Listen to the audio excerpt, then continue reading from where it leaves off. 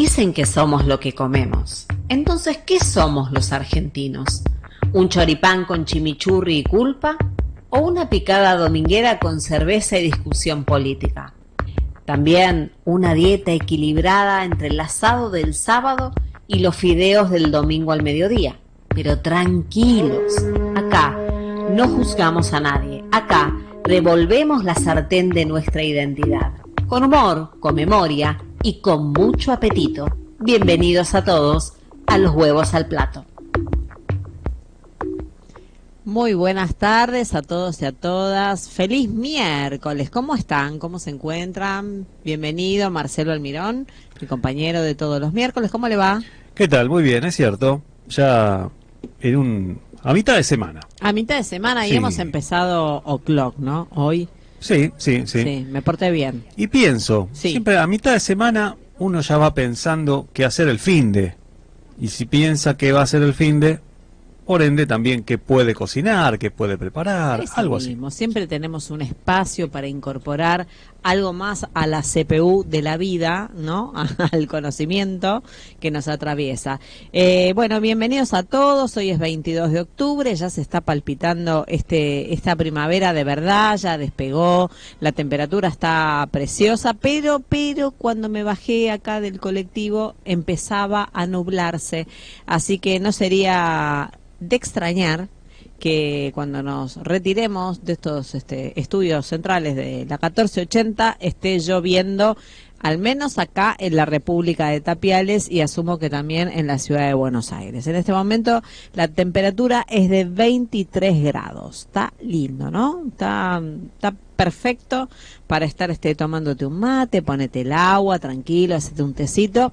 Sí. Hoy vamos a estar con muchos temas como siempre. Vamos a estar desandando el camino de algunos componentes de la comida que utilizamos a diario y que quizás tienen una historia más que interesante y uno la desconoce, así que vamos a estar hablando, mi amigo, de la sal, ¿sí? Elemento vital no solo para la comida, sino para otras cosas también.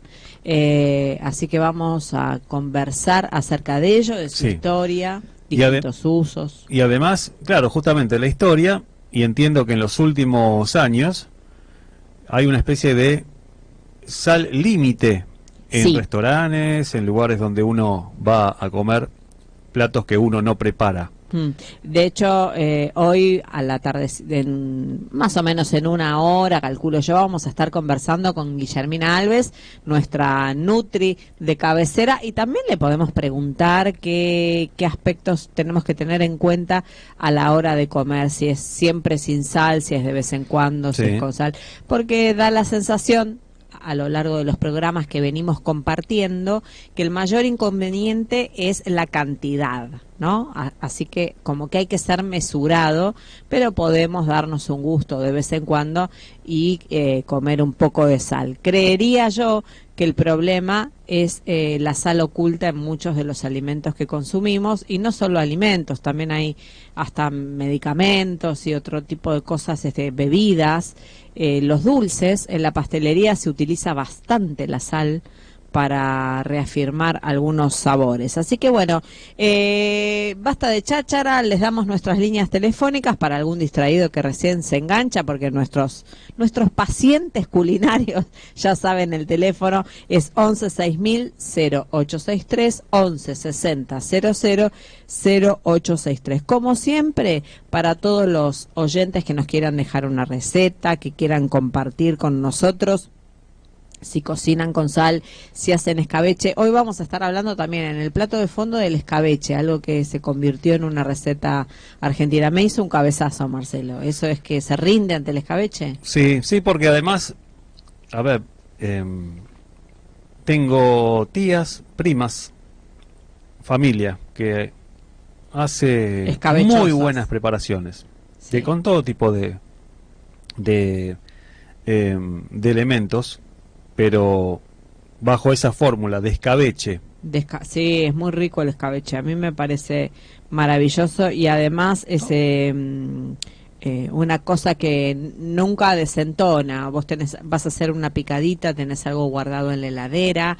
Es una manera también de incorporar verduras. Si te haces un churrasquito o algo y no tenés ganas de cocinar y tenés algún pedacito de berenjena o de pescado. Yo hago y como mucho escabeche de merluza. Muy bien. Es una cosa muy rica. Vamos a hacer, hoy no la tengo preparada, la tengo que anotar. Vamos a compartir esa receta porque la verdad no tiene desperdicio. Salgo momentáneamente de este tema, sí, porque si no me voy a olvidar. Sí. ¿Cómo se llama el pescado económico, bueno, que recomendó hace unos programas? Cazón. Cazón. Lomo de cazón. Ahí está. Que tenía el espinazo que se saca así, tirititi, como si fuera el centro de la sardina. Así, se toma con estos dos deditos del borde, se saca así, no tiene espinas, es un pescadito duro, firme, riquísimo. No se va a arrepentir. ¿Se escribe con Z o con S? Con Z. Con cazón. Porque entiendo que el cazón es como la cría o el antecedente del tiburón. Me parece que el cazón es como más chiquito. De hecho, tiene esa formita de escualo, media así con la cabecita aplanada. Pero no se va a repetir, cómprelo. Muy bien. Cómprelo con confianza que no se va a arrepentir. Muy bien, está bien. ¿Escuchaste? Bueno, ahí está. El servicio de la radio. Sí, este es el servicio de la radio. 17:10 en toda la República Argentina. ¿Qué le parece si comenzamos este programa? Hoy servimos los huevos al plato con sabor a historia, costumbre y actualidad. Vamos a conocer de dónde viene lo que comemos y por qué nos lo comemos así. Bueno, como estábamos conversando hace un ratito, vamos a hablar de algo que parece simple, que parece cotidiano, pero que escondió guerras, escondió la elaboración de rutas estratégicas, impuestos, rebeldías, y hoy, por supuesto, está presente hasta en todos los días, pero la picada del domingo, la pizza. Así que, señoras y señores, vamos a hablar de la sal, ¿sí?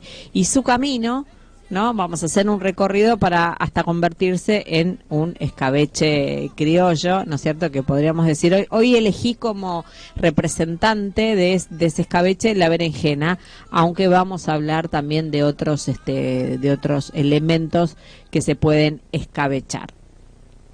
Palabra muy española, le voy a decir. Pero bueno, hoy si decimos, pásame la sal, nadie dice nada. Pero hace 2000 o 3000 años, esa frase podía definir la riqueza, la pobreza o la supervivencia de la persona que la pedía, porque la sal no era considerada un condimento, era la heladera portátil de la antigüedad, ¿sí? Era la heladerita de la antigüedad. Donde había sal, había un alimento conservado, y donde había alimentos, que había gente, civilización.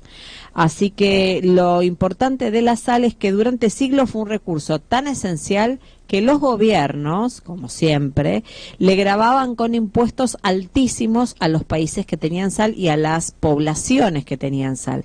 Esto, de hecho, generó, vamos un poquito más adelante, la marcha de la sal, que lideró, ¿se acuerda el querido Mahatma Gandhi? En 1930 recorrió 400 kilómetros hacia el mar, ¿sí?, desde el centro de Delhi, para recolectar sal en protesta del monopolio británico, por supuesto, que no solo lo saqueaba con el té, sino también con la sal, y que lo convertía en un símbolo de resistencia política y de libertad, ¿no? Ese lío también lo tenían con los ingleses. La sal también tuvo un gran valor simbólico, porque recordemos que en edades antiguas o en la Edad Media se usaba en rituales religiosos y era de mucha superstición, ¿no es cierto? O sea que se ofrecía, se daba en una ofrenda para proteger los hogares de las personas que lo tenían, y se usaba para limpiar y para purificar. También los fenicios construían rutas comerciales hacia las salinas, como a mediados del siglo XIX, del siglo XX, todo se construía hacia el puerto en función también de las rutas de los ferrocarriles. Antes se construía en función de la sal, la ruta de la sal. Los egipcios salaban todas las carnes y los pescados, y también, ¿qué hacían con sal los egipcios? Las queridas momias. La sal era el elemento fundamental para poder hacer la momificación. Los romanos crearon lo que se conoce como la vía salaria, sí, que era una ruta, una carretera para distribuir todo el cultivo de sal que tenía. De ahí viene la palabra salario, porque a los soldados y a los empleados del Estado se les pagaba con sal, ¿no? Entonces de ahí la palabra salario. Pero por otro lado también generó conflicto, esto que contábamos hace unos minutitos, que la sal era tan valiosa que se volvió algo para ponían un impuesto. Ese impuesto, ¿sabe cómo se llamaba? Gabelas. Así se llamaba el impuesto a la sal, gabelas, que era un impuesto que debías pagar solo para acceder a la sal. En Francia, los ricos no pagaban ese impuesto y el pueblo dejaba la vida para poder salar la comida, y una vez que salía de casa eso no se le pudriera. De cazar, no de casa.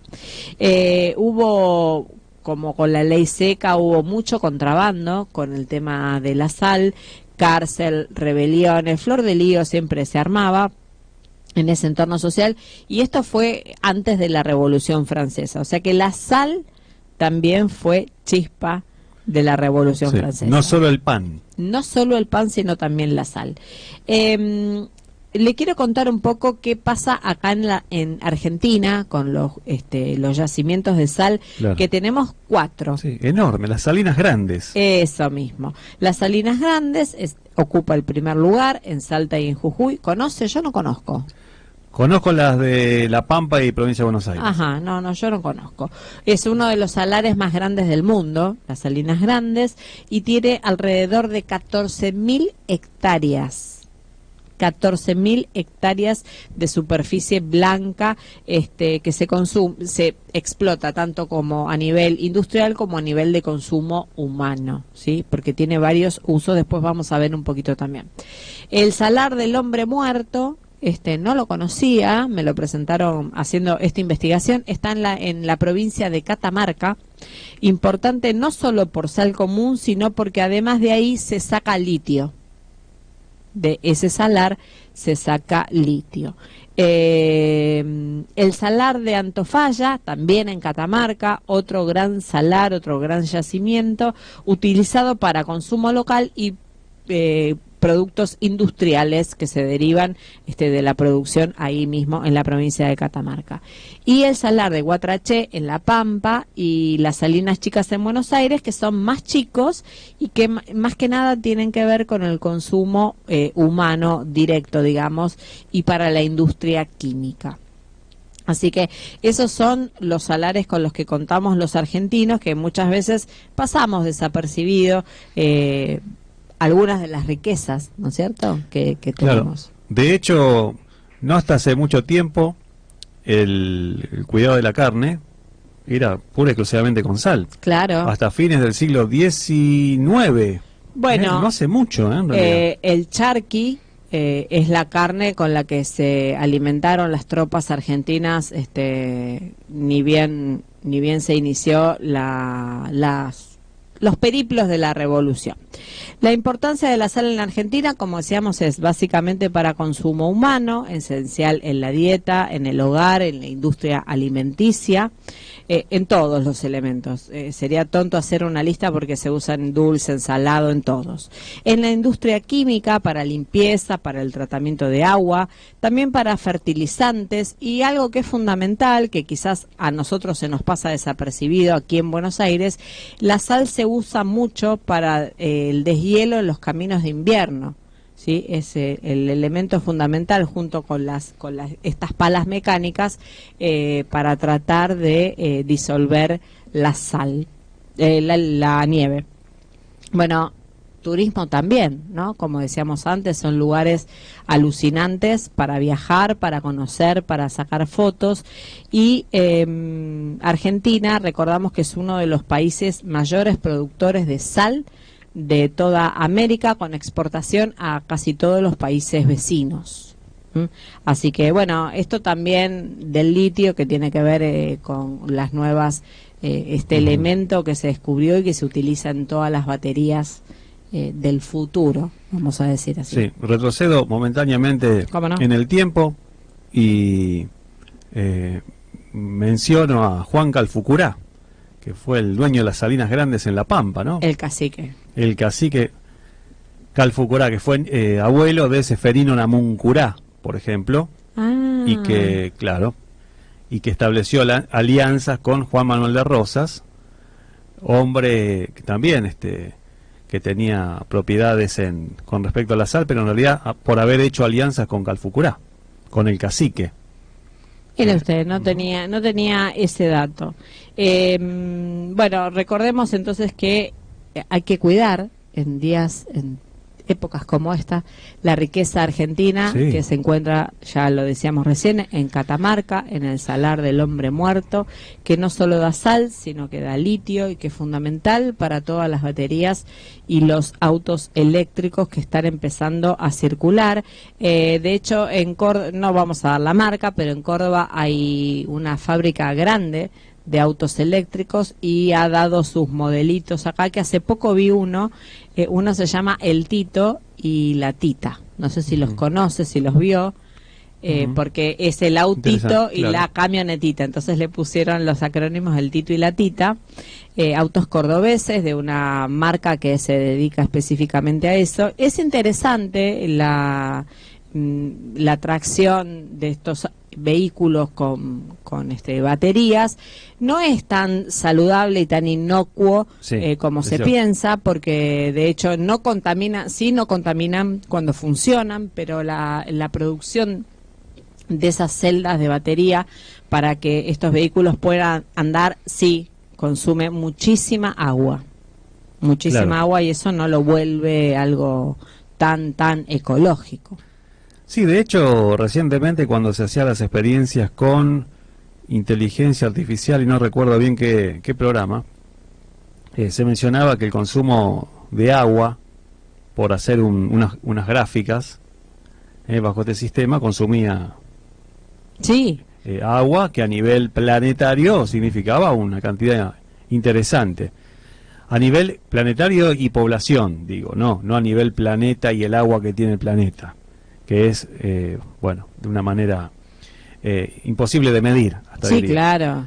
Pero para lo que es la ecología y lo que es nuestros recursos, bueno, ante un gran consumo de estos gráficos que se hacen principalmente por celular, bueno, en realidad tienen un consumo de agua importante. Sí. Claro, hay muchas de estas cosas que tal vez no tenemos noción, como tampoco tenemos noción en nuestro país de todos los recursos propios importantísimos de base que tenemos, y creo que no hay una... Yo creo que hay más de un vivo que sí sabe lo que vale, y más de uno que no sabemos lo que representa. Los vivos de siempre sí, porque de hecho regalan nuestros recursos naturales para la extracción foránea, ¿no? Hay que sopesar, ¿no? Esas cosas, hay que empezar a medir, porque es medio extraño la venta de recursos naturales de manera directa cuando tenés algo que vale hoy, para el mundo vale un montón de dinero. Entonces no entiendo cómo sería vender eso algo beneficioso. Pero bueno, no voy a yo arreglar la economía en el día de hoy, pero bueno, todo esto abrimos como un gran tema, ¿no? Y lo importante es que la sal permitió viajar y cruzar mares y conservar la comida, conservaba la comida en invierno. De hecho, las primeras exportaciones que se hicieron a Inglaterra de carne argentina era carne salada, hasta que se inventaron los barcos que iban y venían con frigoríficos incluidos. La carne estaba curada con sal, así que gracias a la sal, bueno, existen todos los elementos que conocemos que nos encantan, como el bacalao, los jamones, los quesos, los fiambres, y con esa lógica, lo que comentábamos antes, llega al Río de la Plata y se convierte la carne curada con sal, y el charqui se vuelve el emblema, quizás el plato de fondo del día de hoy sería el charqui, algo que ya no usamos porque bueno, tampoco resulta tan apetitoso porque es una carne que se volvía seca. se secaba el sol, se encurtía con sal, pero gracias a esto alimentó a miles de gauchos, a trabajadores y a soldados que iban haciendo patria a lo largo y a lo ancho de toda la Argentina. Sí, ¿cómo pasamos, no, de ese charqui salado a que se reduzca la sal en los restaurantes por una cuestión de la presión arterial, del cuidado de la salud, que en realidad se hizo ley? Se hizo ley y lo bien que se hizo. De hecho, bueno, esto que hablábamos hace un ratito, los que son alimentos ultraprocesados, hasta los shampoos tienen sal. La sal se utiliza prácticamente en todos los productos de la industria. Así que bueno, hablando de la sal y hablando un poco de esta técnica, con la llegada de los españoles, como estábamos hablando siempre, ¿no? Como terminamos siempre con la inmigración, se agrega vinagre, se agrega especias y terminó en el clásico argentino de todos los hogares a lo largo y a lo ancho del país, de todas las picadas y de todas las heladeras, porque creo que en algún momento del año todos hacemos un buen escabeche de berenjena. Así que hoy vamos a movernos, vamos a repasar un poco, porque nosotros ya hemos hablado de la berenjena, que es una solanácea. Recordemos que es una solanácea, parienta de ¿qué? ¿Cuál otra solanácea se acuerda? La papa, el morrón, esas eran y el tomate, por supuesto. La berenjena es india. Viene de la India, o sea que fíjese que viajó bastante hasta América y está domesticada hace más o menos unos 2.500 años y fue difundida en el Mediterráneo por sus parientes, por sus antepasados. Sí, los andaluces, es decir, tiene un origen del lugar donde Colón creyó haber llegado. Más o menos, exactamente, de la India, y entonces entre los árabes y los españoles fueron los que trajeron la berenjena para estos pagos. Es rica en agua, es rica en antioxidantes, es baja en calorías, aporta fibra y se lleva perfecto ¿con qué? Con lo que estábamos hablando, con la sal, con el ajo, con el aceite y con el vinagre, que son los elementos con los que vamos a maridar escabeche. Le voy a contar un dato interesante. La berenjena se creía en la antigüedad, por su color y por su forma, que volvía loca a la gente. A ver, profundicemos esto. Sí. Y mantuvo su nombre, mire, le voy a dar una pista. Mantuvo ese nombre de manzana de la locura en italiano. Y con los siglos pasó a ser parte de la alimentación mediterránea.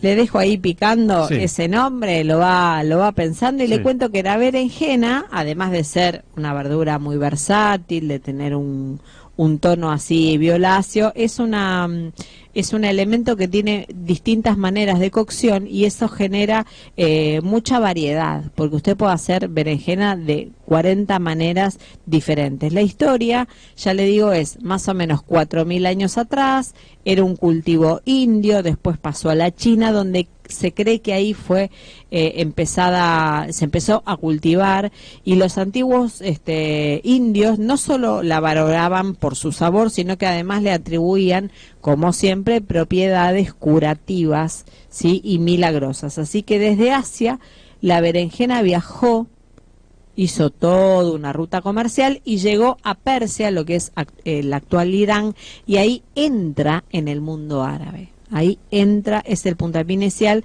para entrar en el mundo árabe, que después fue cuando los árabes conquistan España. Bueno, ahí es donde también se la llevaron para España. En el mundo islámico la berenjena se integró perfecto con la gastronomía. Los árabes la llaman al-bandajian, y en la cocina árabe, ya hemos hablado de esta receta, la más representativa es el baba ganoush, que es una crema a base de berenjena asada, ajo y tahini. No sé si sabe hacer baba ganoush usted, si hizo alguna vez. Pone la berenjena arriba de la hornalla, la deja que se queme completa, la va girando como el morrón, la pela, la procesa, y eso se le pone ajo, sal, limón y tahini. El tahini es un condimento que se hace es como una pasta de sésamo. Si no tiene tahini, le pone comino y sésamo procesado. Y chau, pinela. Ya tiene un baba ganoush que tiene un nombre muy artístico, pero es muy fácil de hacer. Cuando una persona guarda esos tarritos de mermelada, sí, qué rico, o de cremas o lo que sea, todo de vidrio, es porque sé o sabemos que va a preparar escabeche. Sí, y en un ratito les voy a contar cómo acomodar esos frasquitos para que no tengamos ningún problema con la conserva, para que no se ponga fea, para que no se hinche, qué elementos tenemos que tener de alerta para ver si si ese escabeche está bueno o no. Así que eso también importantísimo. Sí, sí, es importante, porque lo que suele pasar, el escabeche cerrado al vacío dura mucho. Lo que no dura mucho es una vez que abrimos el frasco. Una vez que abrimos el frasco hay que consumirlo. Claro. Porque cerradito dura, pero una vez que está abierto, no, 4 o 5 días, no más que eso. Hola Vero, acá escuchándote desde Flores. Muy bien. Silvia. Muy bien. Me encanta el escabeche de berenjenas. Va con todo, dice. Va con todo, es que va con todo. Es como el hummus. Exacto. Exactamente. Va con todo el escabeche, pero bueno, lo que le contaba, que la berenjena no siempre tuvo la reputación que tiene en la actualidad. De hecho, cuando llega a la Edad Media en la península ibérica, gracias a lo que decíamos antes, a los moros, a los árabes, la recibieron ahí, justito, y le decía la manzana loca. Y entonces, ¿cómo se llama la berenjena en italiano? Melanzane. Claro. Así que conserva todavía ese nombre de manzana loca, y decía que podía dar fiebre, que podía generar locura o incluso lepra. Bueno. Así que esta desconfianza no impidió que, bueno, de a poquito fueran incorporándola a la dieta, y creo yo que los que le pusieron la frutilla del postre fueron los italianos, que le incorporaron para prácticamente todas las comidas, y la usaban en platos como, bueno, di melanzana alla parmigiana, que es la berenjena en tiritas, cortada como una lasaña de berenjenas. ¿Le gusta a usted? Sí, me encanta, sí. Me encanta tanto lo preparado en el campo como la berenjena. Bueno, en realidad no es de campo ni de ciudad. No, aparte es una verdura que crece fácilmente, claro. no necesita un gran clima ni un gran cuidado, y las berenjenas empezaron a aparecer en toda Europa y a desarrollar una forma cada país de cocinarla. Entonces en Francia, ya hablamos un poquito de Italia y de España, pero en Francia fue el ingrediente estrella del ratatouille. Claro, acá Diego de Caballito dice: la berenjena es una gran verdura, versátil y recontra útil en la cocina. Además, es una de las pocas que te llena, es cierto. Me quedé con esa, porque, a ver, generalmente lechuguitas, así, sí, hay que comer mucho. Al ratito ya tiene hambre. Pero la berenjena no. Y tiene como esa cosa grasosa, sin serlo, que la hace untuosa en el paladar. Los griegos hacen un plato muy conocido, muy rico, que si no lo probó se lo recomiendo, que se llama moussaka, que es como una lasaña, pero tiene mucha ricota. Sí. La moussaka es muy rica, y bueno, de alguna manera también se convirtió en un elemento de la cocina mediterránea, ¿no? Es como muy representativo la berenjena. Pero acá en la Argentina, la berenjena en escabeche, sí señora, sí señor, es un plato absolutamente tradicional. Si quieres dejarnos un mensaje de qué escabeche nos falta en tu casa, por ejemplo, ¿no? Al 116000-0863, si siempre tenés algún escabechito o de pescado, o de merluza, o de berenjena, o de qué otra cosa, también pueden ser tomates, o un encurtido, ¿no? Porque la diferencia entre el escabeche y la berenjena y el encurtido es que el encurtido siempre es solo vinagre. Por ejemplo, los pepinitos en vinagre, los rabanitos en vinagre, los picles, todo eso se hace solo con vinagre. En cambio, el escabeche se hace con aceite y vinagre, que ya nos dirá la Nutri si Bueno, estamos haciendo lío con eso. En algunos lugares de Italia la berenjena era considerada, además de la manzana de la locura, un elemento afrodisíaco. O sea que te comías una berenjena y para los italianos te ponías cachondo. Y más cuando se empezó a incorporar el aceite de oliva. Por otro lado, decían que la berenjena tenía poderes adivinatorios. Vos te comías una berenjena y podías ver cosas. Eso decían los italianos. Sí, por ejemplo, si preparo una tarta ratatouille, Sí, necesito una berenjena, sí, un tomate redondo, sí, una unidad zapallito redondo grande, sí. 3 huevos, una cucharadita de pimentón ahumado, sal, una cucharadita también, provenzal, otra cucharadita, una cucharadita de tomillo y un disco masa para tarta.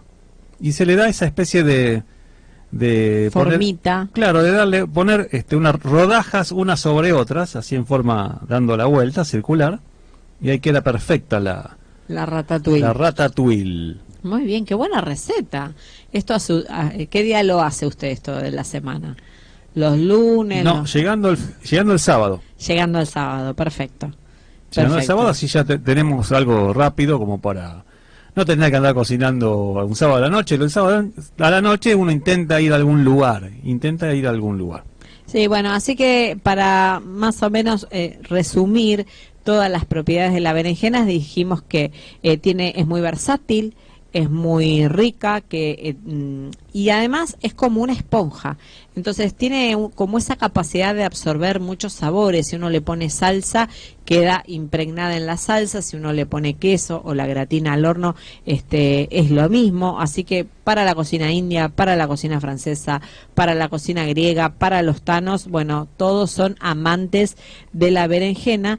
Y además, bueno, esto de que es popular en el mundo saludable, ¿no? Que es un elemento que se puede comer porque es rico en antioxidantes, en fibra, en líquido. Así que la próxima vez que prepares un plato con berenjenas, recordá que estás cocinando un ingrediente que cruzó prácticamente los 5 continentes, que tiene alrededor de 4.000, 5.000 años, y que desafió un montón de prejuicios la berenjena, ¿no? Como este programa de cocina, que dijeron, che, ¿programa de cocina? ¿Cómo vas a hacer un programa de cocina? ¿Te Pero parece? No. Y sí. Así como tenemos aquellos que les encanta la berenjena, otros no. Hola, buenas tardes, los escucho atentamente, pero la berenjena no me gusta. Dice Cayetano de Parque Chacabuco. Pero, Cayetano, para mí, que los que son los detractores de la berenjena no probaron una buena berenjena. No, el barrio no tiene nada que ver, ¿no? No. Por ahora Flores acepta. Parque Chacabuco. Habría que ver si hay más oyentes de Parque Chacabuco que aceptan la berenjena. Una berenjena bien hecha al escabeche y una milanesa de berenjena como la hago yo, no hay nadie que se pueda resistir. Pero hay que hacer una apertura para comer la melanzane. Una milanesa de berenjena es mucho más que una milanesa de soja. Mucho más. Sí. Desde la preparación de Verónica Massa. Y mucho más fácil. El público aplaude más esa berenjena. Olvídese. Esa milanesa. Olvídese. Yo hago antes de irnos al corte y escuchar un poquito de música para venir a hacer la receta del escabeche, les voy a contar que la milanesa, como la hago yo, si usted pone la berenjena en el horno entera, como está, o arriba de la hornalla, y la quema un poco, tampoco mucho que se desparrame, la quema, la aplasta, le hace una aplastadita, entonces queda como un abanico, porque queda acá el cabito y no se lo saca. Claro. No hay que sacarlo. Claro. No se lo saca. Entonces la aplasta un poquitito, que ya está blandita, y así la pasa por harina, primero, huevo, y después pan rallado. Y después al horno o la frita, ya eso queda a su gusto. Yo no frito, en casa no comemos, sí, pero se podría fritar. Yo le digo que esa berenjena crujiente, y si al pan en vez de ponerle solamente pan le pone unas semillitas o unos copos o un poquitito de queso en hebras y hace un apanado con avena, copos, polenta, hace una mezclita, eso queda, se lo recomiendo. Me parece, hoy no, pero tal vez mañana voy a hacerlo. Seguro, ¿eh? Pruebe, Pruebe. Estás escuchando Los Huevos al Plato con Verónica Massa en la 1480. Hoy, en Los Huevos al Plato, te contamos de qué estamos hechos los argentinos.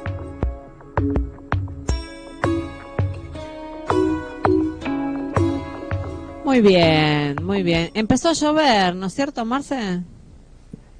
Antes de lo que Previsto. habíamos mencionado, escuchábamos Mediterráneo, ¿no? Sí, escuchamos Mar Mediterráneo. entre tierras, Sí. así de simple. Sí, Mediterráneo de Joan Manuel Serrat y Ana Belén, esta versión que es en vivo.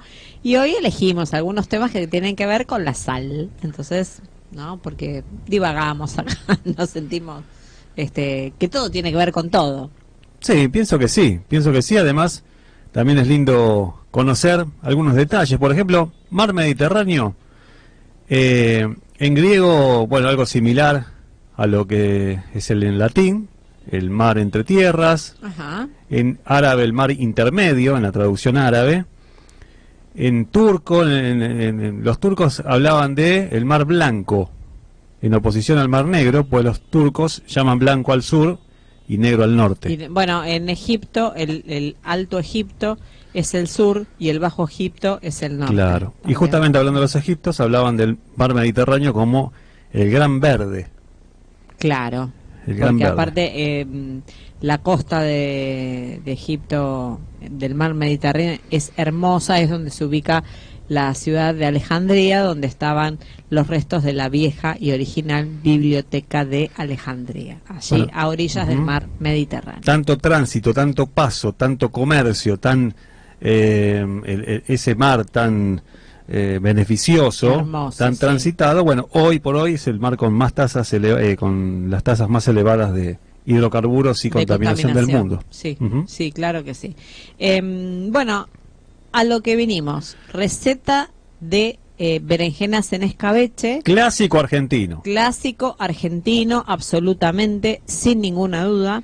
Berenjenas, rodajas gruesas, como mínimo 1 centímetro. Esta es una receta para Cayetano de Parque Chacabuco, para que se anime al menos a comerla. Le podemos recomendar por el barrio, aunque sea que la vaya a comprar, si no la quiere hacer. Le ponemos sal. Yo no soy tan fanática de la sal gruesa, no la dejo sangrar, se llama ese proceso de poner sal a la rodaja y que escurra su amargor. Yo no las siento amargas, pero bueno, eso, la receta es así, es con un poquito de sal.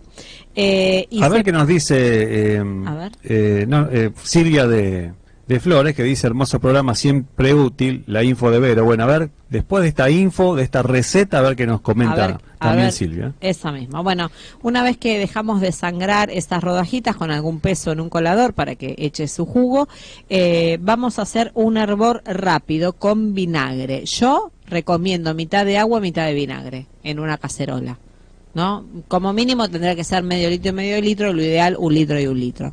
Y cuando haga cantidad, señora, señor, haga cantidad, porque uno ya que se paró Sí. frente a la cocina, no tiene sentido hacer un frasquito. No escatime. No. Así que bueno, una vez que la hervimos, la escurrimos, siempre en un colador, la escurrimos y la pasamos a un frasco que va a tener ajo, laurel, ají molido, granos de pimienta, orégano si le gusta, y yo recomiendo un buen aceite de oliva o un buen aceite de girasol, y mínimo 3 días de reposo. Mínimo 3 días de reposo. Para mí eso es una felicidad que viene en frasco. No hay otra explicación. También se pueden hacer otro tipo de conserva. Yo recomiendo hacer una salsa de tomate que puede usarla siempre de conserva y la puede usar hasta con las berenjenas cuando haga las milanesas. Le voy a dar este volutip que a mí me funciona. Agarra una placa metálica y le pone en la parte de abajo tomates secos. Los saca del paquete y los pone secos.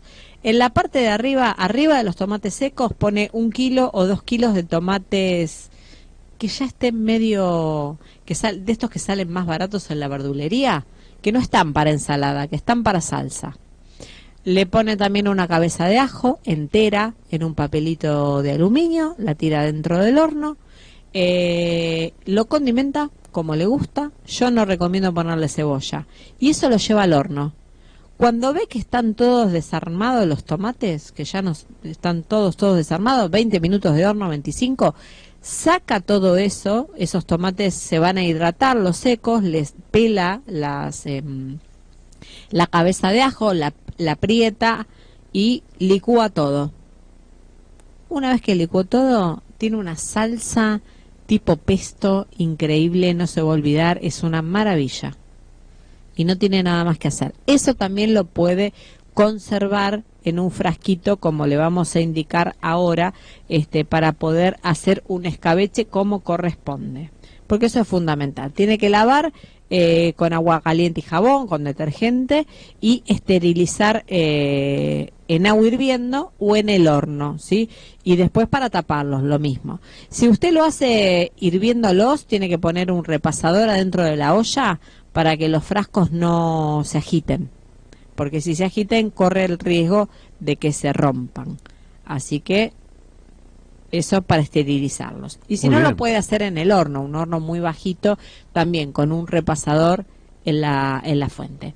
Así que hay que elegir siempre para hacer escabeche un elemento de temporada. No se metan a hacer cosas caras de verduras que no están en este momento en la temporada. Hay que aprovechar la temporada y hacer escabeche o conserva de todo lo que está para cuando no haya.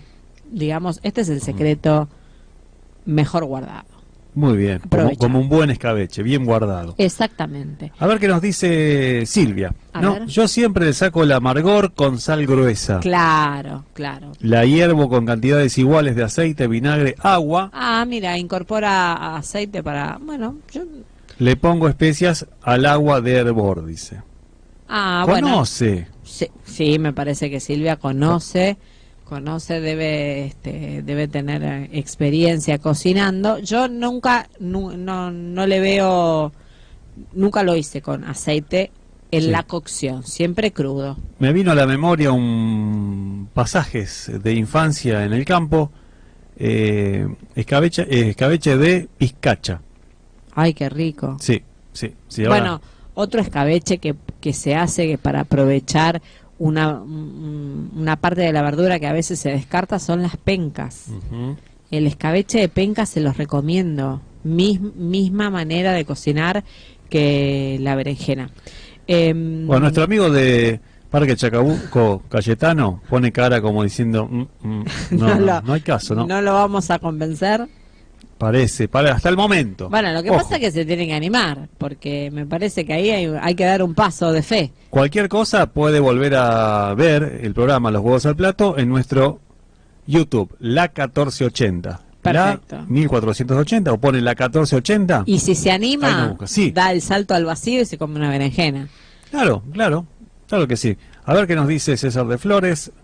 Tengo una variante para las berenjenas en escabeche y es con las berenjenas crudas. Se las pela y se las corta bien finitas. Ah, De esa manera no se deshacen, ya que no hay riesgo que se pasen de cocción. Obvio, ¿no? claro. El menjunje, igualito a las cocidas en rodajitas, eso sí, a dejarlas 2 días antes de consumir.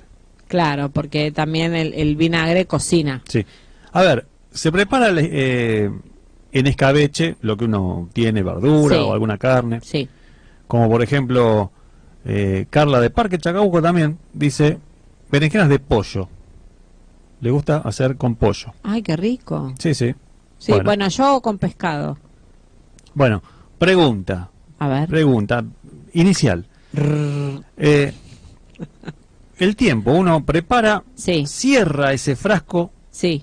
y ¿cuánto tiempo hay que dejarlo? Bueno, cuando uno cierra el frasco, si la berenjena está cocida 2 o 3 días, más que nada para que se asienten los sabores y empiece a salar y a picar los elementos. No se olvide que lo va a disolver en un medio graso y entonces la sal, como la pimienta y eso, no van a condimentar fácilmente, ¿me entiende? Porque eso no se amalgama, no se emulsiona.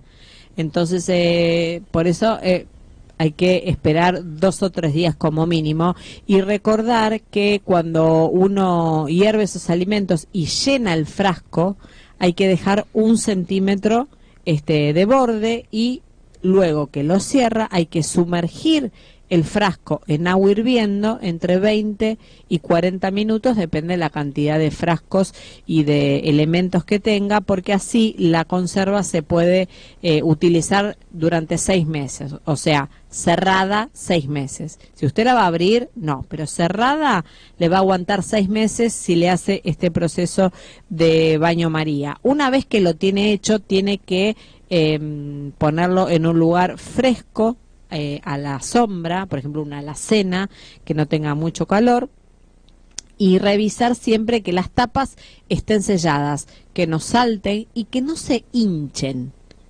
Tapa hinchada, escabeche descartado. Tapa hinchada, escabeche que se descarta. ¿Esto es habitual? Sí, sí.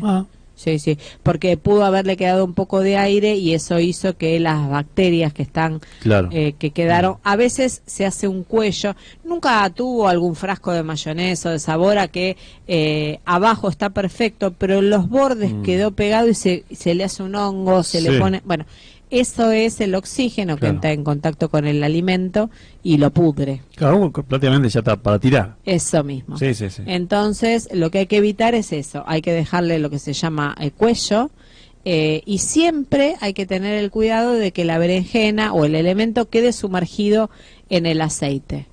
Si no le vamos a hacer un proceso de baño María, con una cuchara usted va bajando, ¿sí?, la berenjena o el elemento que tenga y que quede aceite por arriba, que nunca quede por arriba la verdura o la carne que va a escabechar. El buen aceite de oliva, por supuesto, es el que nosotros recomendamos, y poner una etiqueta casera, como con la de los chicos, los cuadernos de los chicos, con el tiempo de conservación, yo diría no más de 6 meses. Por supuesto que las hierbas, como decía Silvia de Flores, le dan la personalidad y cada uno tiene que hacer el condimento que mejor le guste, que disfrute, eso es a gusto y piacere, pero diría que sal, granos de pimienta, laurel, quizá un comino, un orégano, un ají molido, son cosas que nunca tienen que faltar. Y les traje, antes de irnos a una pausita, una conserva italiana, por supuesto, que es limones en almíbar.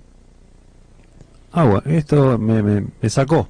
Bueno, los limones es un elemento que no, digamos, capaz que no es de un paladar muy popular, claro. ¿sí? Como el limoncello tiene ese gusto, digamos, ¿no? Que es un gusto fuerte. Sí. 1 kilo de limones, agua y medio kilo de azúcar, o sea, siempre es una parte de fruta, media parte de azúcar. Se lavan bien los limones y se los corta en cuartos o en rodajas. Yo diría en cuartos porque es más fácil de cortar y no se desarman y no queda una grande o una chica. Bueno.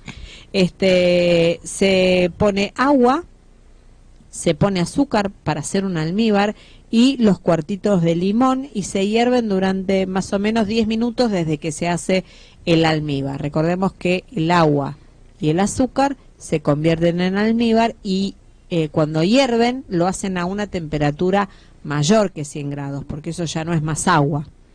Entonces hay que esperar para que hierva un poquito más de 100 grados. ¿Sí? Para que se haga el almíbar va a tener que levantar un 120. Sí. ¿Cómo se llama esto? Un confit o limones en almíbar. Limones en almíbar. Limones en almíbar. Así que bueno, una vez que tiene eso hervido, que se hirvieron en el almíbar, lo coloca en estos mismos frascos que usted ya esterilizó con tanta paciencia en el horno o en la cacerola, y una vez que los cierra con el almíbar y el limón, los cierra, los da vuelta y los pone a esterilizar nuevamente en la cacerola durante unos 20 minutos. Así que para mí el secreto de esta conserva es dejarlos reposar como mínimo un mes.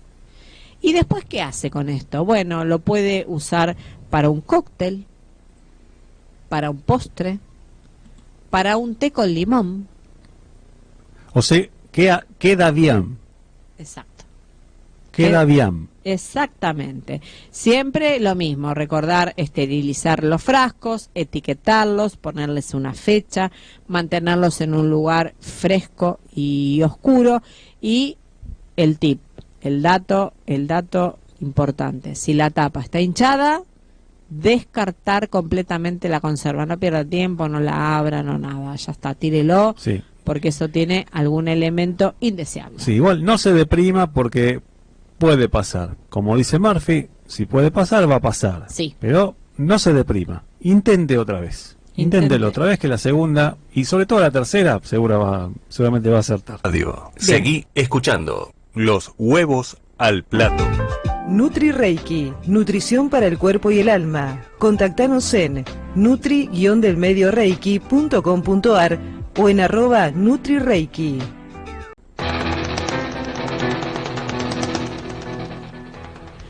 Bueno, muy bien, 18:11 en toda la República Argentina, está lloviznando y en un ratito vamos a estar hablando con Guillermina, pero antes vamos a hacer este duelo que estamos acostumbrándonos a lo largo de todos estos miércoles de hortalizas. Nuestro duelo clásico de hortalizas, como recordamos ¿se acuerdan la semana pasada y la anterior? Que habíamos hecho cucurbitáceas, crucíferas. Sí, mire cómo me pongo así. ¿Se acuerda? Sí, sí, sí. Va, perfecto. Entonces, Fabáceas. Hoy vamos a hablar de las apiáceas y de las liláceas. Ah, bueno. Apiáceas y liláceas. Las apiáceas son umbilíferas, hinojo, que no es un enojo, sino que es un hinojo, sí. Un perejil, apio, zanahoria. Estas son plantas que tienen como un olor más herbal. Y que sirven además para agredir directamente a la otra persona, mencionándolos como zanahoria, sos un perejil. Esa misma, sí, aparte tienen forma de umbela.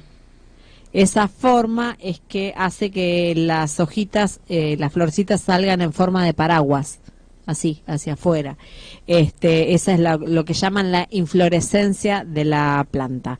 La parte comestible, los tallos, las hojas, la raíz, como el hinojo, la zanahoria, que son raíces, tiene un sabor más fresco, más anisado, algo dulce, y bueno, se usa para todo, se usa hasta para tragos, porque el hinojo, el enebro, ese tipo tienen unas bayitas también que se usan para tragos, como el gin tonic, ¿no? Que algún día tenemos que hablar de tragos, no es solo comida este programa. Y las liláceas, que son plantas, por ejemplo, el ajo, la cebolla, el puerro, la cebolla de verdeo, son bulbos o pseudobulbos como órgano principal. Vieron que es redondito y en general es un sabor más fuerte, más sulfuroso, más picante, bueno, y tiene un sabor intenso. Este tipo de verduras son ideales para hacer bases de sofrito, ¿no? ¿Quién no hace una cebolla, un ajito y lo saltea como un sofrito, un fondo, algo para, ¿no es cierto?, para empezar a cocinar una carne y nos dan como una ilusión, ¿no?, de una base de sabor antes de agregarle una proteína. Pero para hablar de esto, vamos a tener que hacerlo con nuestra profesional Guillermina Alves, matrícula 2502. Guille, muy buenas tardes, ¿cómo estás? Hola, ¿cómo están? Otra vez, gracias por invitarme. Acá vamos. Muy bien. ¿Cómo va? ¿Está lloviendo donde estás vos? No, te digo que me tuve que asomar porque acá en Caballito no llueve. Todavía no llegó la nube. Todavía Vamos a llegar. Bueno, muy bien, muy bien, muy bien. Bueno, hoy estábamos charlando, no sé si tuviste la oportunidad de escucharnos hace un ratito, y respecto Sí, escuché y estuvo versátil. Estuvimos otra vez hablando de la berenjena, sí. Hablamos de la sal, mirá qué bien hice mi... Muy bien. Y de las conservas, tres temas la verdad que interesantísimos. Con respecto a las conservas me parece sumo, que es una manera de utilizar las verduras de estación. Entonces poder después tenerlas en los momentos donde esa verdura se encarece y de verdad es difícil, ¿no? Por ahí tenerla. Entonces es un buen recurso, desde lo económico y desde aportar un alimento que por ahí no está en el mercado de manera habitual. Exacto. Esa es un poco la idea, y sí, siempre no tener a mano estos cuidados, porque las conservas tienen estas trampitas, no, respecto de su conservación, como bien lo dice, Sí, pero exactamente. sí, hay que tener cuidado con eso, hay que tener mucho cuidado, pero una vez que empezás a rodar en el mundo de la conserva, te digo que es un viaje de ida. Sí, y empezar como vos dijiste, con buenas prácticas de entradas, la higiene, primero personal, después la higiene del lugar donde voy a realizar la conserva.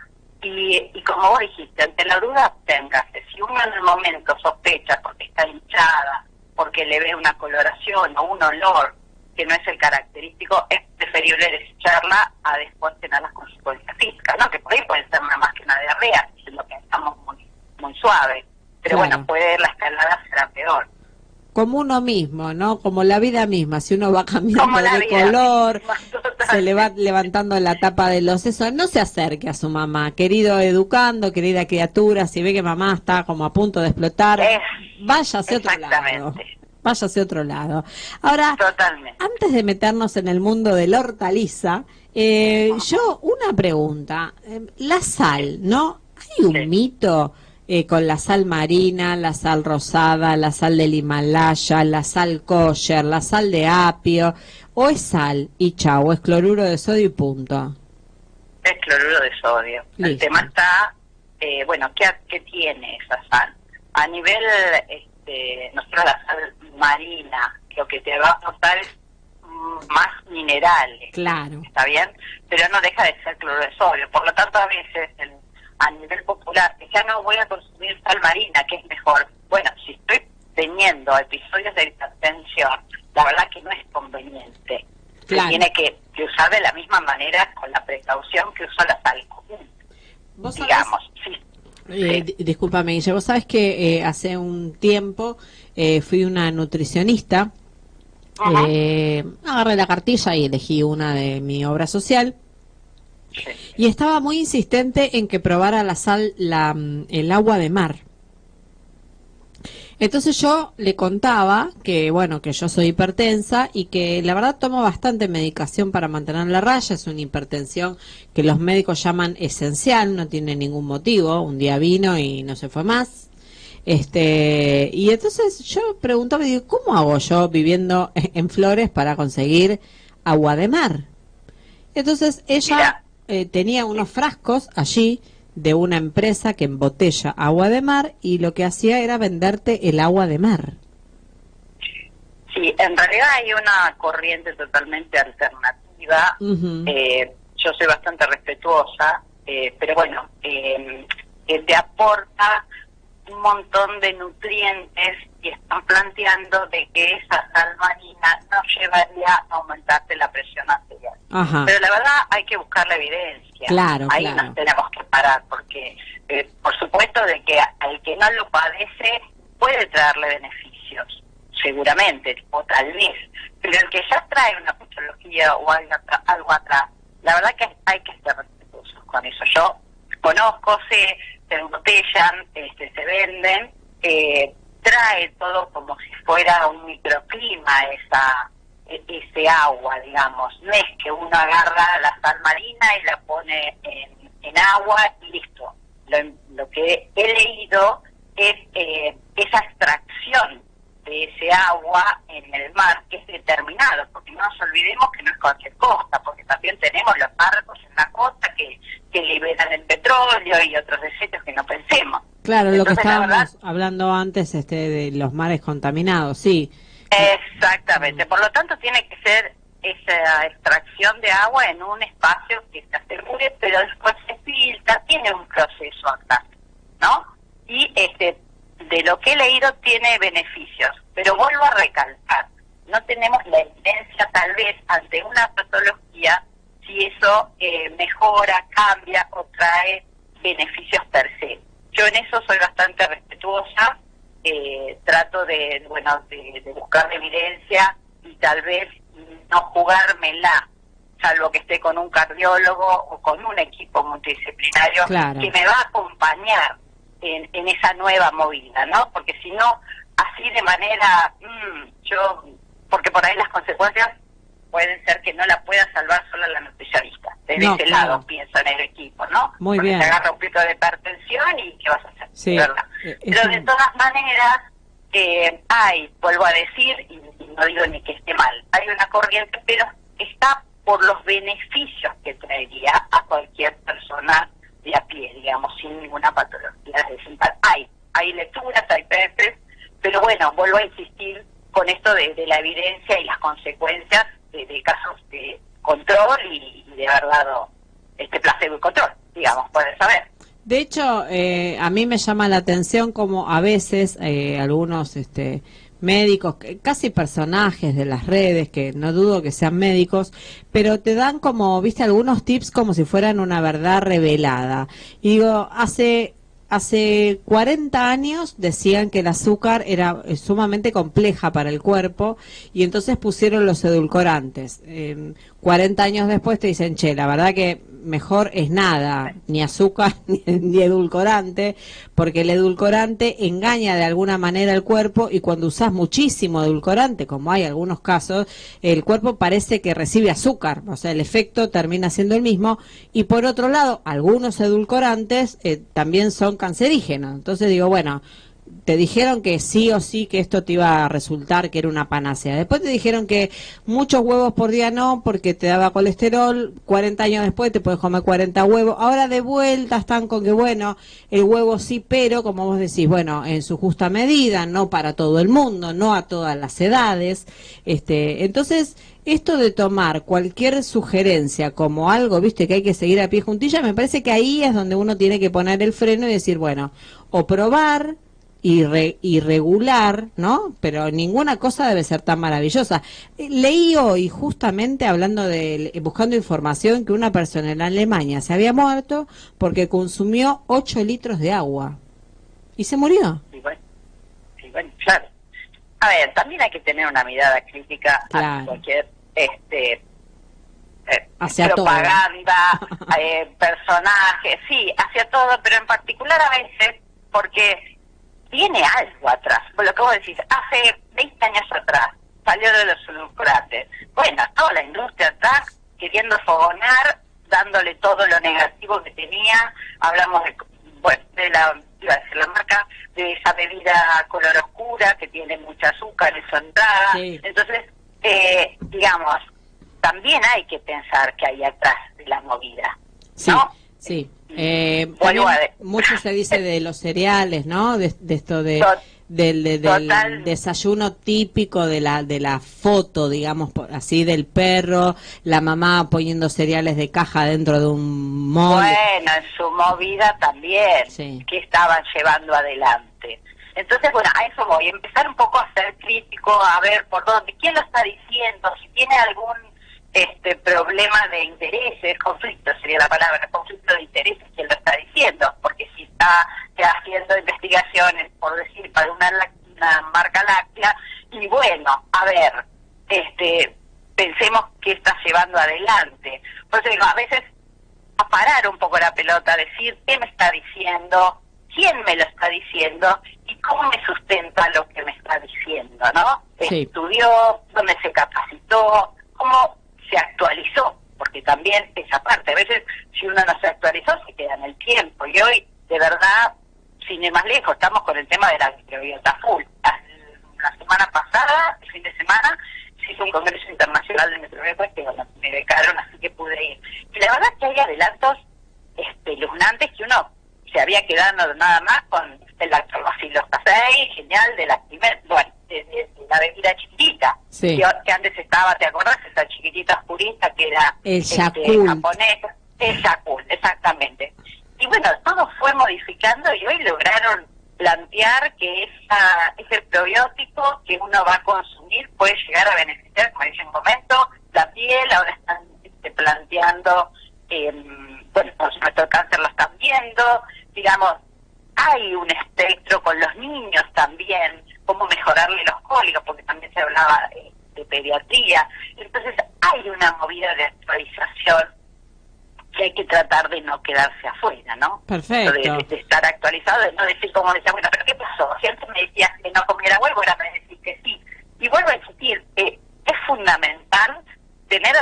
llevarte adelante, hacerle una anamnesis y ver qué está pasando, porque 6 huevos consumidos para un deportista que tienen un desgaste y que está buscando un objetivo es una cosa. Ahora uno que quiere subir las proteínas, que no se mueve del asiento, se la pasa todo el día con la computadora, te comes 6 huevos y bueno, a ver, puede, claro, te convertís, los huevos al plato. Te convertís en gallina o dejás los radicales libres corriendo como hicimos la semana por pasada. ahí, a eso voy. Entonces es muy importante individualizar. Sí, ¿No? hacer ¿A quién algo le estoy diciendo? personalizado. Que consuma o que no. Sí, la verdad que sí. Porque esto de que en las redes, me pasa la receta, le paso al otro, y a veces no le cae bien. No. De verdad. Realmente, Entonces, no.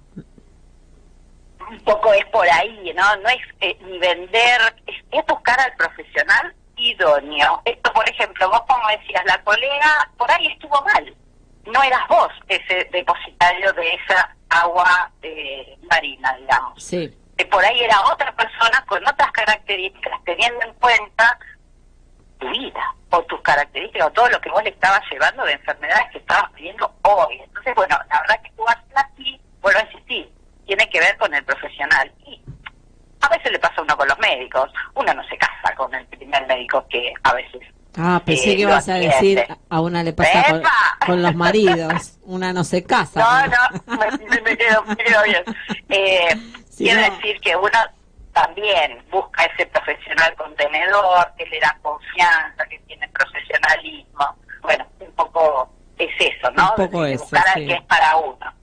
Y hablando, un poco retomando lo que estábamos diciendo, la berenjena, digamos que sí la podemos consumir, o hay alguien que la tiene restringida. La berenjena es muy buena, como lo hablaron en un momento, para dar saciedad, tiene mucha fibra, por lo tanto, a nivel estreñimiento, personas que tengan problemas, está muy buena incorporarla. Tiene fibra, de hecho, la semillita misma. Es baja el sodio, esto que hablábamos del problema de la hipertensión o de la sal, es rica en potasio. Entonces, aporta un montón de nutrientes, tiene hierro, vitamina C, vitamina D, o sea, tiene un montón de cosas buenas para incorporarla. También, como les dije la otra vez, puede llevar alergias, alergias cutáneas que se pueden manifestar. Entonces, bueno, estar atento, que, digamos, cuáles son lo que le puede ocasionar a cada quien. Ahora, eso entonces está genial.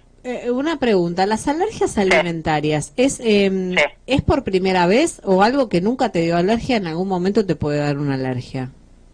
Una vez que no te dio alergia te puede dar alergia, sí, porque en realidad puede haber pasado que a nivel microbiota en su momento haya ese metabolismo, digamos, haya traslocado a nivel intestinal, haya pasado a sangre, lo haya encontrado en, digamos, nuestro sistema de defensa, vamos a hablar simple, lo haya encontrado, lo reconoció como extraño. Y por ahí no se dio un impacto después, y en un momento clave de la persona con las defensas bajas, con un estrés interesante, una inflamación de bajo grado, puede llegar a darse cuando uno vuelve a comer ese alimento, de repente ocurra otra vez. Así que puede pasar. Podría. Puede pasar. No es lo más frecuente, pero podría. Ahora, no es lo común. Y volviendo al tema que nos ocupa, el ajo. Sí. ¿Es verdad todo lo que dicen del ajo? Que es medicinal, sí, que bueno, que es maravilloso. Es genial, lamento decirlo, sí, es genial. Señora, un ajo, porque sí, contiene alicina, que es un compuesto que es antibacteriano, antiviral, es cardioprotector. Entonces, a ver, lo que se busca es que uno consuma, sobre todo si tiene hipertensión, que ayuda un montón, un ajo por día, pero de verdad verdadero el aliento que te deja es bastante terrible, ¿no? Consumiéndolo en ayunas, porque se busca que se machaque, que se le saque lo del centro, pero bueno, también es cierto que hay cápsulas que se puede vehiculizar el ajo también, aceites también, pero no, las propiedades son reales, sí, la línea de la medicina herbal y todo lo que es la fisiomedicina acompaña estos procesos. Y hablando del conejo con anteojos, ¿la zanahoria sí para la vista o no? La zanahoria contiene betacaroteno, no vitamina A propiamente dicha. Lo que hace el betacaroteno es el precursor de esa vitamina A. Entonces, bueno, va a ayudar a la piel, va a ayudar a la vista, pero no es que va a corregir. Tiene que ver cuánto consumimos y cómo la consumimos y la cantidad, porque ¿qué tiene? Porque también es cierto que ahora estamos todos medio descreídos qué cantidad de betacaroteno o de esos elementos trae ese vegetal, por el desgaste del suelo, o sea, por un montón de cosas, de los cereales, las frutas, las verduras. Uno dice, bueno, tiene tantos miligramos de vitamina C, pero realmente esa planta logró obtener eso, o sea, la estadística dice que lo tiene, pero bueno. Pero nunca le podemos preguntar a una zanahoria cuánto betacaroteno tiene. No, entonces bueno, también tiene que ver con esto, ¿no? Cuánto consumo a diario, que también lo traen, por ejemplo, todo lo que es color anaranjado, claro. Tiene esa de betacaroteno. ¿Sí? Bueno, y por último, Guille, porque el tiempo es tirano y ya son las 18:30, en la vida real, ¿no? O sea, cualquier ser vivo de todos los que nos escucha va a su heladera y dice, bueno, el consejo de Guillermina, ¿qué hortaliza no me puede faltar en la semana? ¿Qué es lo que vos decís, che, esto te lo tenés que comer? Aunque sea 1 o 2 veces por semana. En realidad ahora se está buscando que se consuma a nivel semanal 30 vegetales. Todos los colores, digamos, son esos. 30 exactamente. vegetales. Entonces uno siempre trata de tener zanahoria, sí, calabaza o la familia, ¿no? Por supuesto cebolla para condimentar, ajo, bueno, los condimentos que vos ya nombraste, sí, alguna verdura de hoja, los repollos o la familia, que puede ser repollo colorado, repollo blanco, que eso es lo que tiene de piola que dura un montón. Entonces yo tengo un repollo colorado, un repollo blanco y me va a durar. Si no quiero hacer algún churri, digamos, pero si lo tengo como tal, me sirve para una ensalada o como cocido. Y después lo que hablaba, zapallitos, berenjena, yo ya con eso, alguna remolacha, bueno, el tomate es un clásico, remolacha también, ya con eso tenés asegurada unas buenas comidas, que me encantó decirle a tu keeper esa tarta que dio hacerla, ya me la agendé, así que la de berenjena, digamos, bien. va. Bien, va muy bien. Bueno, perfecto, entonces, haremos los casos esta semana y no me tiren las hojas de remolacha, que salen unas tortillas espectaculares. No tiremos las hojas de remolacha. Esto es el salvataje de la remolacha. Hacémoslas en ensalada, si no queremos hacemos croquetas o tortillitas. Lo que pasa que, ¿sabes qué? Siempre están en un estado muy cachuciento, porque cuando vas a comprar no las cuidan a las hojitas como a la selga o a la espinaca. Siempre están hechas pelota, ¿viste? Pero hay algunos verduleros que se han ayornado y te preguntan, ¿usted quiere llevarse las hojas o se las corto? Cuando me dijeron eso dije, ¡epa! Bueno, al menos vamos mejor. Tienen en cuenta, claro, vamos mejor. Antes te la cortaban y te la tiraban, digamos, o como vos decís. También hay que agarrar el momento en que vienen del mercado central, que algunos ya sabe cuándo van a recibir las verdulerías. Entonces cuando llegás recién, cuando están descargando, las tienen en óptimas condiciones. Es el momento también de la cega, la espinaca, todo lo que es de hoja, ¿no? Para evitar que se marchite, como si vos. Perfecto. Bueno, creo que hemos comido correspondientemente una comida casi vegana, diría yo, en el día de hoy. Así que, Guille, te agradecemos como siempre nuestro paso por los huevos al plato y te saludamos y te esperamos el miércoles que viene. Por supuesto, un abrazo a todos. Muchas gracias. Así Nos vemos, gracias. Gracias, así pasaba Guillermina Alves, matrícula 2502. Así que, Marce, si la sal movió ejércitos, el escabeche, toda nuestra sobremesa, quedamos con el paladar bien pipón, vamos a necesitar un poquito de agua, ¿le parece? Para bajar tanta sal. Estás escuchando Los Huevos al Plato con Verónica Massa en la 1480. Bueno, ¿cómo te va? Soy Fabio. El cazón no es ni la cría ni nada, es otra especie de escualo. vos bien lo dijiste, es más chiquito y en estado adulto llega a medir casi 1 metro. ¿Sabías que si sos hijo, nieto, bisnieto o tataranieto de italiano, podés obtener la ciudadanía italiana? Sí.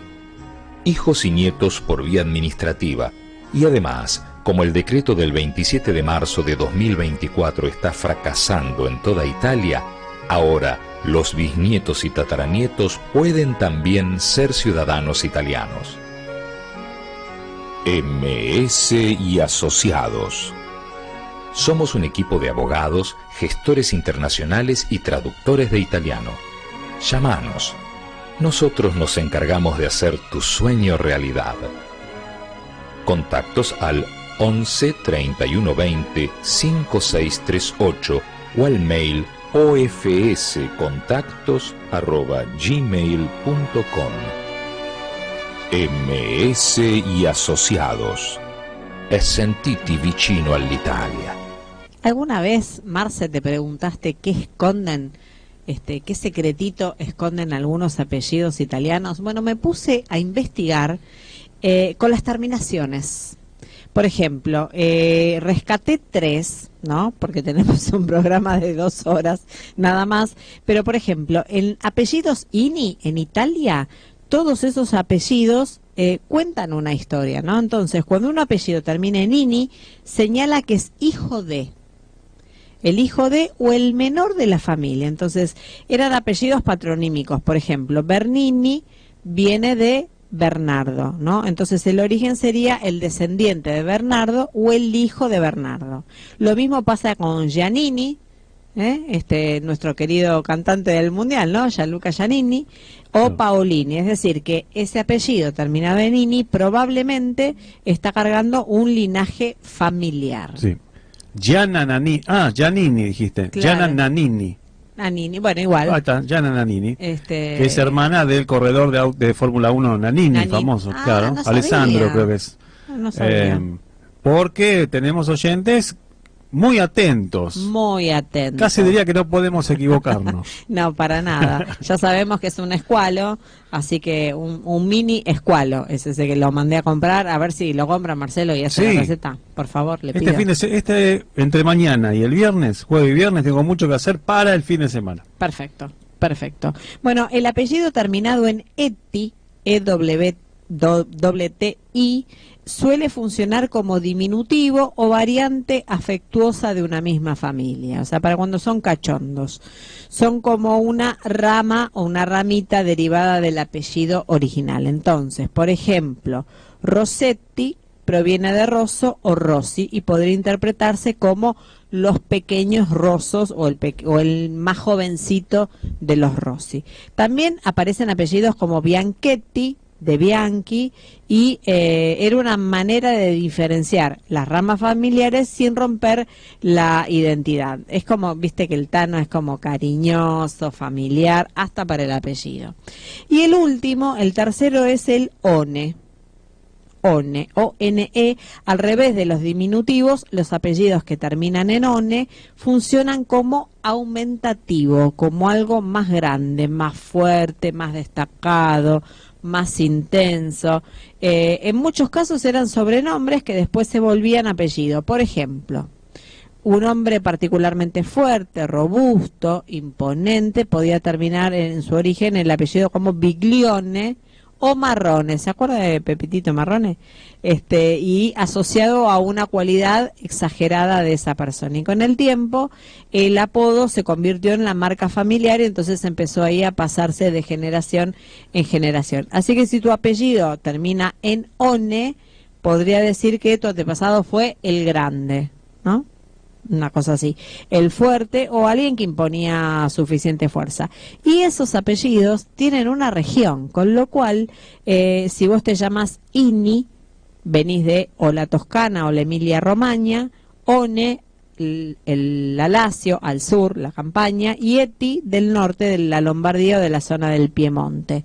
Así que, si más o menos pensaste que solamente eran letras, cada terminación puede ser una pista para obtener tus antepasados, de dónde vinieron, y hacer la consulta por tu ciudadanía italiana. Maravilloso. Maravilloso. Así que tu historia familiar, tu apellido y esas pistas pueden abrirte paso para el pasaporte. Así que ya sabes, no son solamente nombres lostanos, son pistas, son mapas. Este apellido puede estar en contacto con tu historia real y todavía, ¿sabes qué, Marce? No lo descubriste.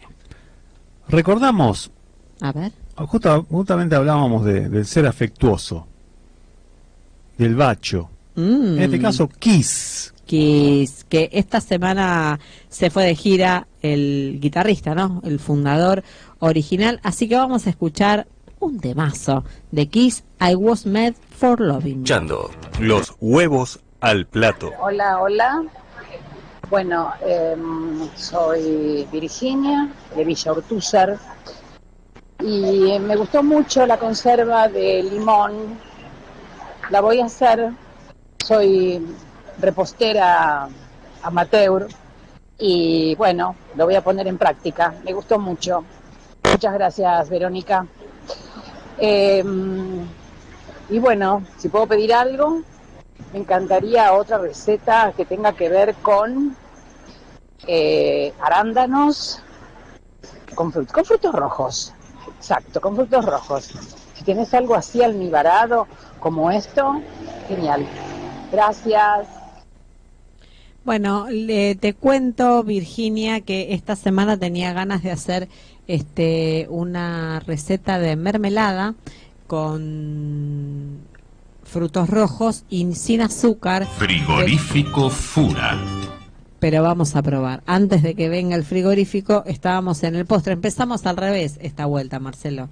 Pero le vamos a dar paso al frigorífico. Pero vamos con otro mensaje. A ver. Vamos. Buenas tardes, Verónica. Mi nombre es Alma, soy de Villa Ortúzar.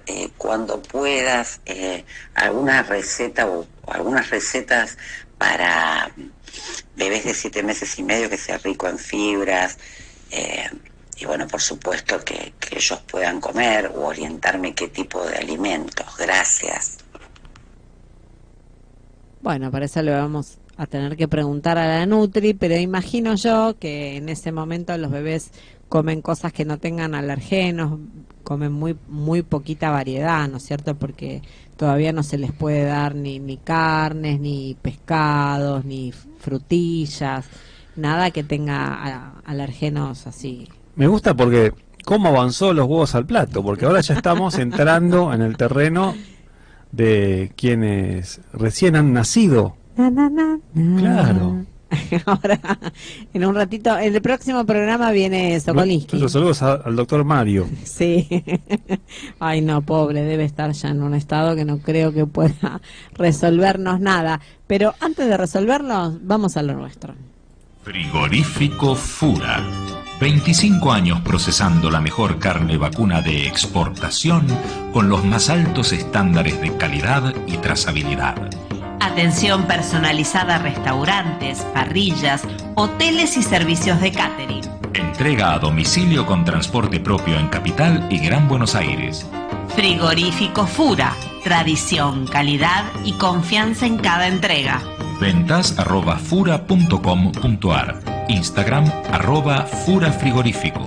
Teléfono 11 46 87 1025. Frigorífico Fura. La mejor carne argentina.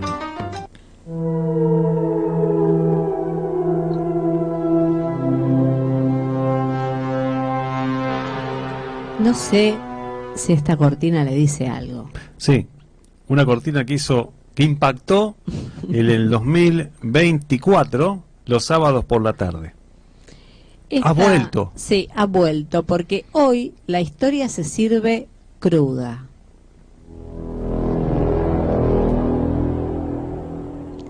Hoy vamos a ir a la parte más oscura de la humanidad y les voy a hablar de los carniceros más famosos del mundo.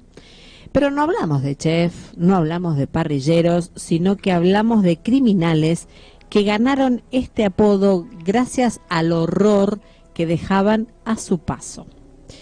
Así que desde Europa hasta América, los años más recientes y sobre todo el siglo pasado, estos nombres estremecieron a todos por igual. Así que hoy vamos a recorrer los casos más impactantes de estos asesinos apodados El Carnicero y algunos detalles que hicieron infames en esta historia criminal. Así que este bloque no es para estómago sensible, pero sí para quienes quieren conocer una historia realmente cruda de la mano de Fura. Así que vamos a empezar con Heinrich Himmler, el carnicero de Europa.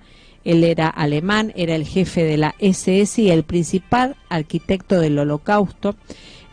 Supervisó todos los campos de concentración y exterminio de toda Europa. Planificó esta persecución sistemática, la deportación y el asesinato de millones de personas durante el régimen nazi.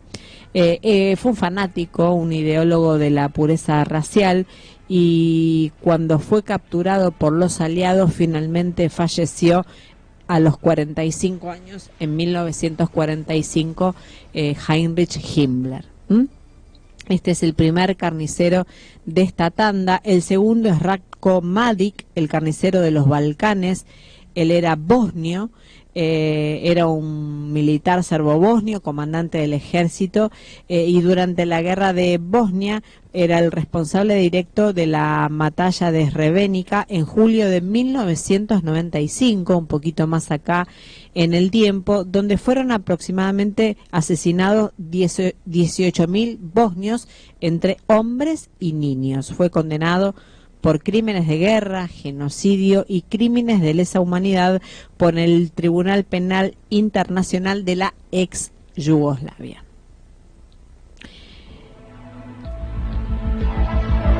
Tenemos también a Idi Adam Dada.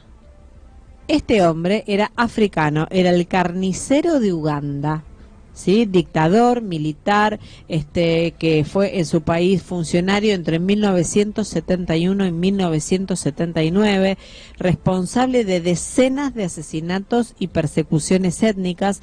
Su régimen de terror incluyó torturas, desapariciones y expulsiones masivas, dejando un país derrotado, minado de pobreza, y se exilió en Arabia Saudita, donde vivió hasta su muerte en el año 2003. Se murió de viejo. Ariel Sharon, el carnicero de Beirut, era un general y luego un primer ministro israelí señalado por los críticos tras la masacre de Sabra en 1982, ocurrida en la guerra del Líbano.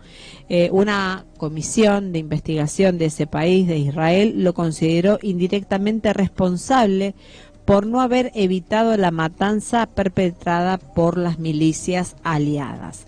Así que, aunque él se negó en esta responsabilidad, ese episodio marcó para siempre su imagen internacional y el apodo de carnicero por el que conocen a Ariel Sharon, el carnicero de Beirut.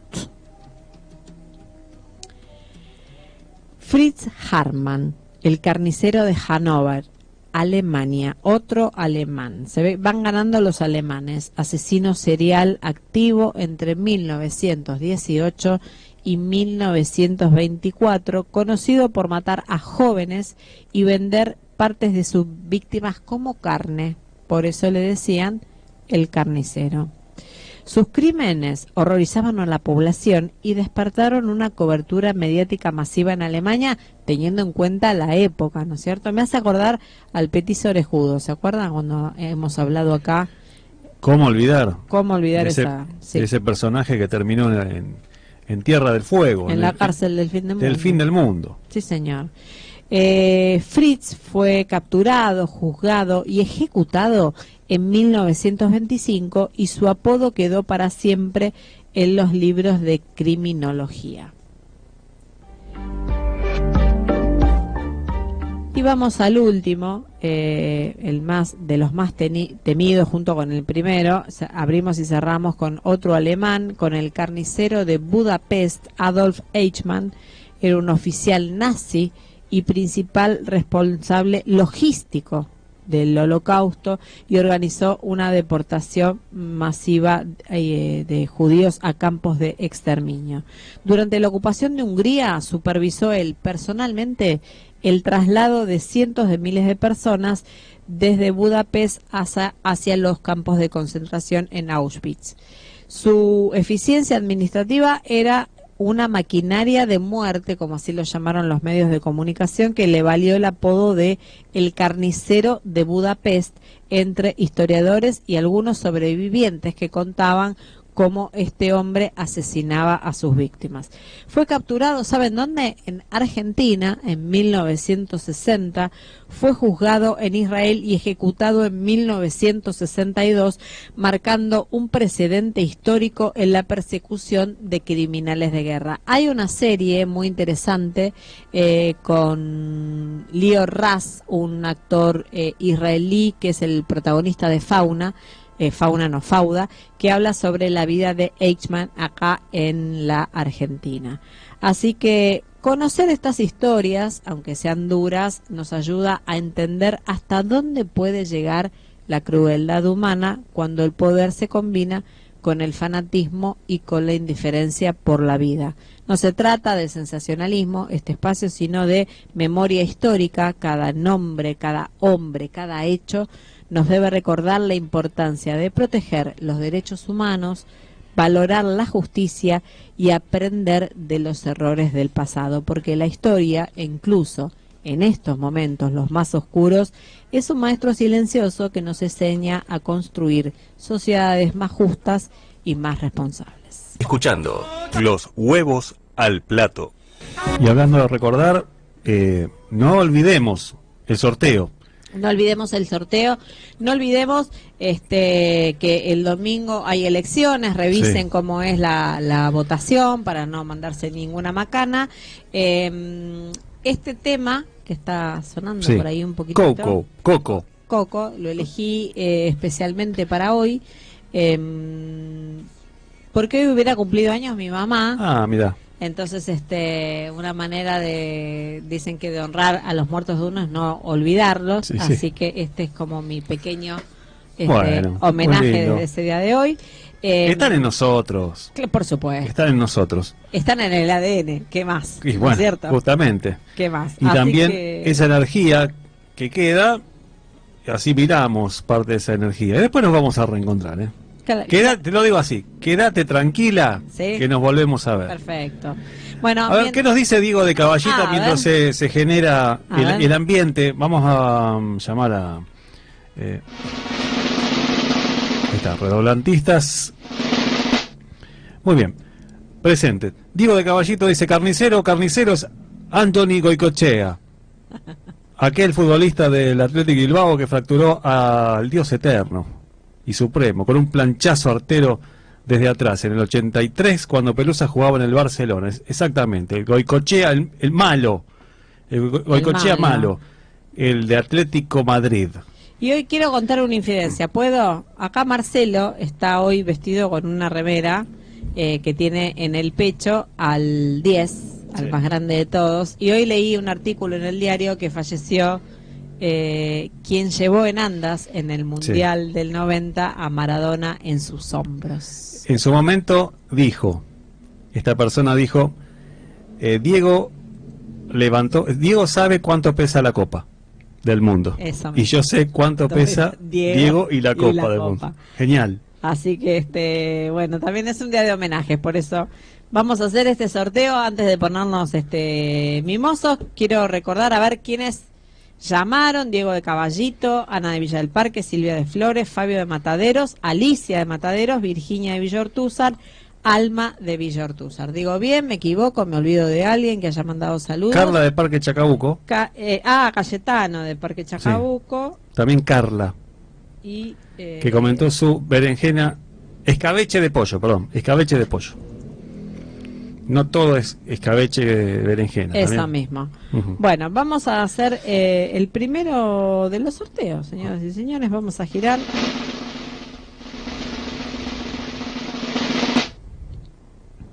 Vamos redoblantes, vamos, un poco más. Vamos.